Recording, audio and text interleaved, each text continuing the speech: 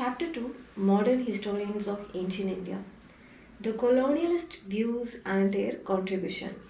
Although educated Indians retain their traditional history in the form of handwritten epics, Puranas, and semi biographical works, modern research in the history of ancient India began only in the second half of the 18th century to serve the needs of the British colonial administration.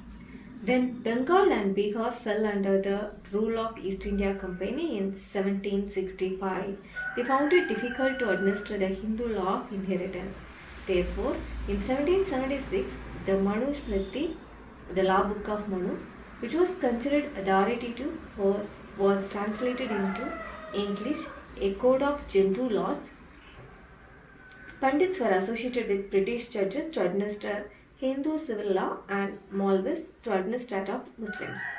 The initial efforts to understand ancient laws and customs, which continued largely until the 18th century, culminated in the establishment in Calcutta in 1784 of the Asiatic Society of Bengal. It was set up by a civil servant of East India Company, Sir William Jones. He was the first to suggest that Sanskrit, Latin, and Greek belonged to the same family of language. He also translated a play known as Abhijana Shakuntalam. It is Abhijana Shakuntalam into English in 1789. The Bhagavad Gita, the most popular Hindu religious text, was translated into English by Wilkins in 1785. The Bombay Asiatic Society was set up in 1804 and the Asiatic Society of Great Britain was set up in London in 1823. William Jones emphasized that originally the European languages were very similar to Sanskrit and the Indian language. This interested European countries such as Germany, France, and Russia to foster Indological studies. During the first half of the 19th century, chats in Sanskrit were established in the UK and several other European countries. The great impetus to Indological studies was given by the German-born scholar Max Muller, who was largely based in England. The revolt of 1857 caused Britain to realize that it badly needed a deeper knowledge of the manners and social systems of an alien people over whom it ruled. Similarly, the Christian missionaries sought to uncover the vulnerabilities in the Hindu religions to win converts and strengthen their British Empire. To meet these needs, ancient scriptures were translated on a massive scale under the editorship of Max Muller. Altogether, 50 volumes, some in several parts, were published under the Sacred Books of the East series. Although a few Chinese and Iranian texts were included, ancient Indian texts were predominant. In the introductions to these volumes and the books based on them, Max Muller and other Western scholars made certain generalization about the nature of ancient Indian history and society. They stated that ancient Indians lacked a sense of history, especially of the element of time and chronology. They added that Indians were accustomed to despotic rule and also natives were so engrossed in the problems of spiritualism or of the next world that they felt no concern about the problems of this world. The Western scholars stress that Indians had experienced neither a sense of nationhood nor any form of self government. Many of these generalizations were made in the early history of India by Vincent Arthur Smith, who wrote in 1904 the first systematic history of ancient India. His book, which was based on an in depth study of the available sources, gave primacy to political history. It served as a textbook for nearly 50 years and is still used by scholars. Smith's approach to history was pro imperialist. As a loyal member of the Indian civil service, he emphasized the role of foreigners in ancient India. Alexander's invasion accounted for almost one third of the book. India was presented as a land of disposition which had not experienced political unity until the establishment of British rule. He observes autocracy is substantially the only form of government with which the historian of India is concerned. In sum, British interpretations of Indian history serve to denigrate the Indian character and achievements and justify colonial rule.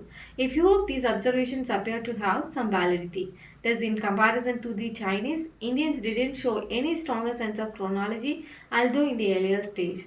Important events were dated with reference to the death of Gautama Gupta.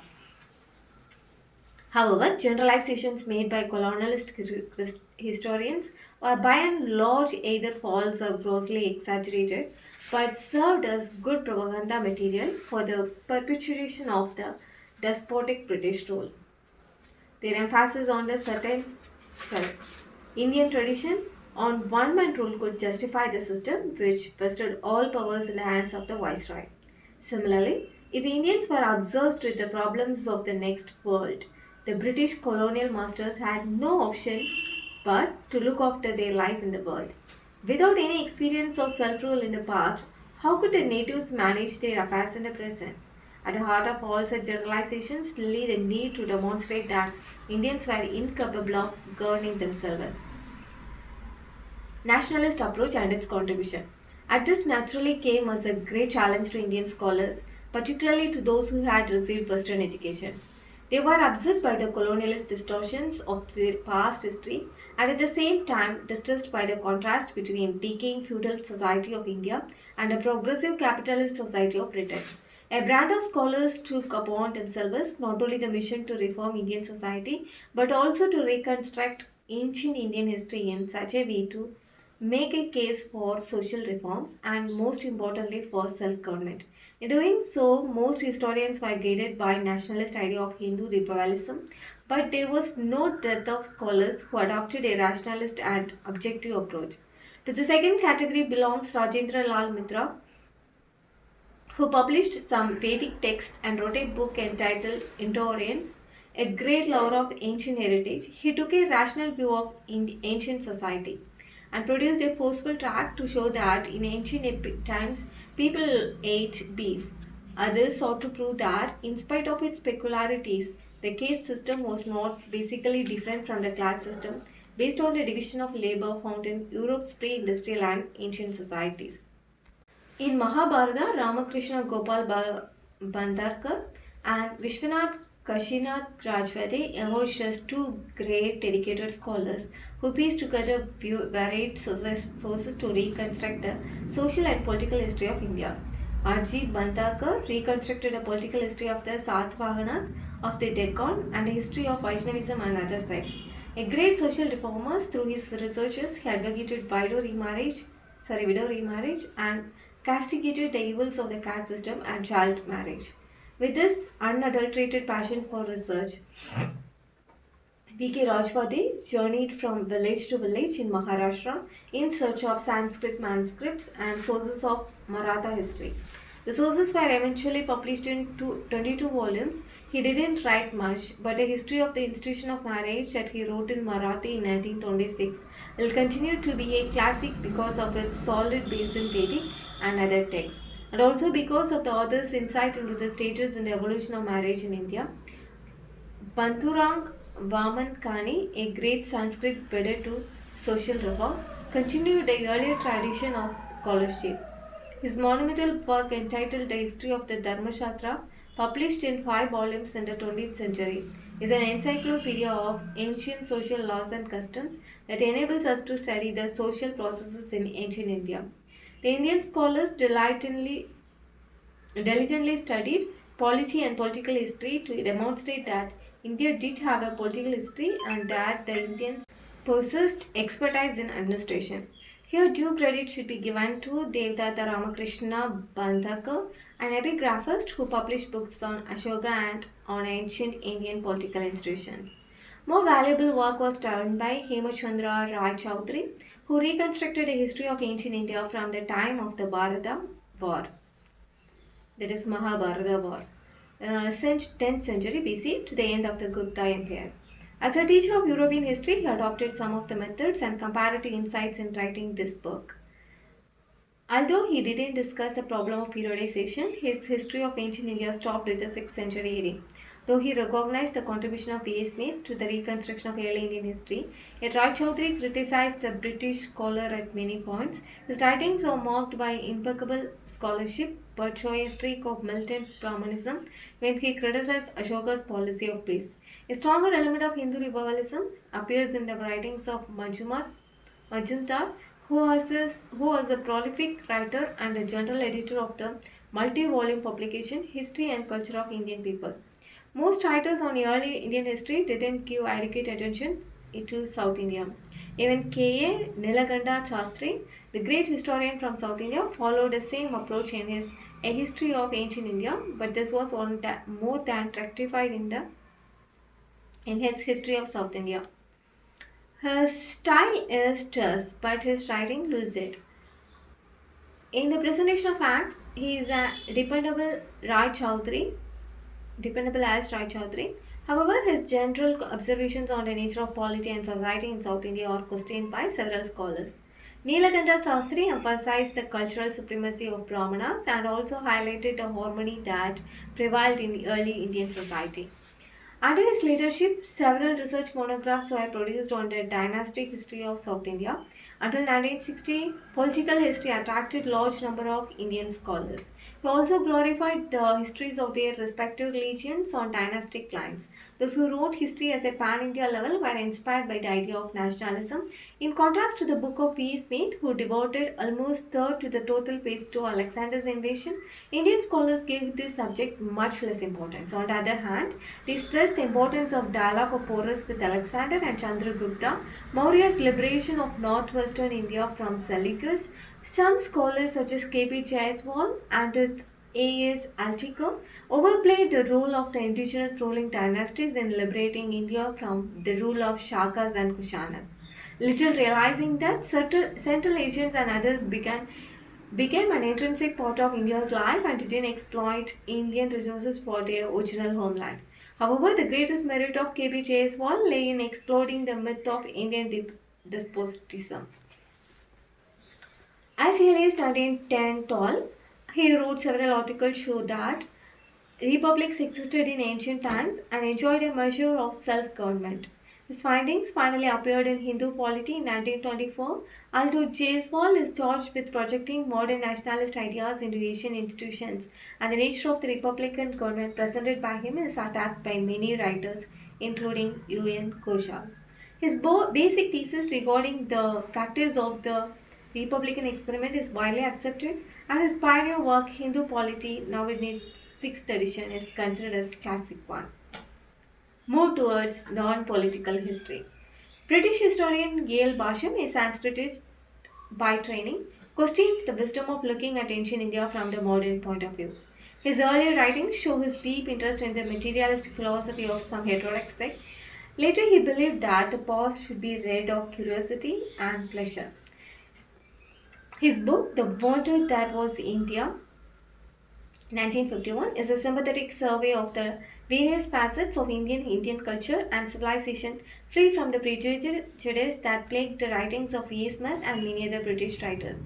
Basham's book marks a great shift from political to non-political history. The same shift is evident in D.D. Kozambi's book, An Introduction to the Study of Indian History, 1957, later popularized in The Civilization of Ancient India in Historical Outline, 1965. Kozambi placed a new trial in Indian history. His treatment follows a materialistic interpretation of history, which is derived from the writings of Karl Marx. He presents the history of ancient Indian society, economy, and culture as an integral part of development of forces and relations of production. This was the first survey volume to show the stages of social and economic development in terms of tribal and class process. He was criticized by many scholars, including Basham, but his book continues to be widely read. Over the past 40 years, there has been a sea change in the methods and orientation of those who work on ancient India. They lay greater stress on social, economic, and cultural process and try to relate them to political developments. They take account of the stratification of the text and compare their conventional nature with archaeological and anthropological evidence. All this bodes well for the future of historical studies. Western writers no longer insist that all cultural elements came to India from outside. Some of them, however, hold that religious texts, ideals, rituals, caste, kinship, and tradition are the central forces of Indian history. They also underscore various divisive features which made for stagnation and are more concerned about the problem of stability and continuity. They seem to be fascinated by old exotic elements and want to preserve them forever. Such an approach implies that Indian society has not changed and cannot be changed. That stagnation is an integral part of the Indian character. Thus, the chauvinists and sophisticated colonialists used the study of India's past to prevent its progress. A few Indian writers magnify the role of religion and believe that everything good and great originated in their country. Communal approach. Since 1918, some Indian writers and their Western counterparts have adopted an aggressive and irrational approach to the study of ancient India. They identify it with Hinduism. Under British rule, colonialist historians deliberately denigrated India's achievements and attributed important elements of Indian culture to external influence. Indian historians underlined India's contribution to world culture. Hence, in the interpretation of history, there was a continuing struggle between colonialism and nationalism. Now, the situation has undergone a change. The struggle now is between communalism and irrationalism. On the one hand, and rationalism and professionalism on the other. Though most writers are rational and professional, some have become communal and irrational. The latter overplay myths and legends, arguing for the existence of Rama's Ayodhya without historical evidence. They censure all critic studies of the Brahmanical social structure and even support a caste system by ignoring the social inequity stressed by Manu. Those who once attributed the painted graveyard to the Vedic people and looked for it outside India now declare the Indo-Aryans to the indigenous Indians. They argue that the Muslim and Christians who came from outside are foreigners. Such generalization need to be dispassionately examined on the basis of the rational reading of the sources. In the context of religion, neither Hindu nor Hindu Dharma is known to any ancient Sanskrit text nor to any other ancient source. The communal writers go on harping on Hindu and Hindutva. Under the circumstance, historians wedded to objective and scientific criteria have to be alert and adhere to reason and long established historical standards. Second half of 18th century AD, modern research in the history of ancient India. 1765, Bihar and Bengal came under rule of East India Company. 1776, Manu Smriti as Code of Gentoo Law. 1784, Asiatic Society of Bengal founded in Calcutta. 1785, Bhagavad Gita translated into English. 1804, Bombay Asiatic Society founded. 1823, Asiatic Society of Great Britain set up in London. First half of 19th century, Chas and Sanskrit established in England and several other European countries. 1904, Early History of India by B. S. Smith.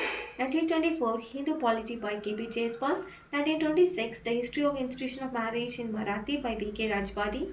1951, The Wonder That Was India by I. L. Bashman. 1957, An Introduction to the Study of Indian History by Kosambi. 1965, The Civilization of Ancient India in Historical Outline by D. D. Kosambi. 1837 to 1925, Bandarkar. 1869 to 1926, Rajwadi. 1875 to 1950, Bandarkar. 1880 to 1972, Kani. 1881 to 1937, Jaiswal. 1886 to 1969, Koshal. 1888 to 1980, Majumdar. 1890 to 1957, Rai Chaudhary. 1892 to 1975, Nilakanta Shastri. 1898 to 1959, Atlakar. 1907 to 66, Kosambi. 1940 to 86, Passion. Thank you.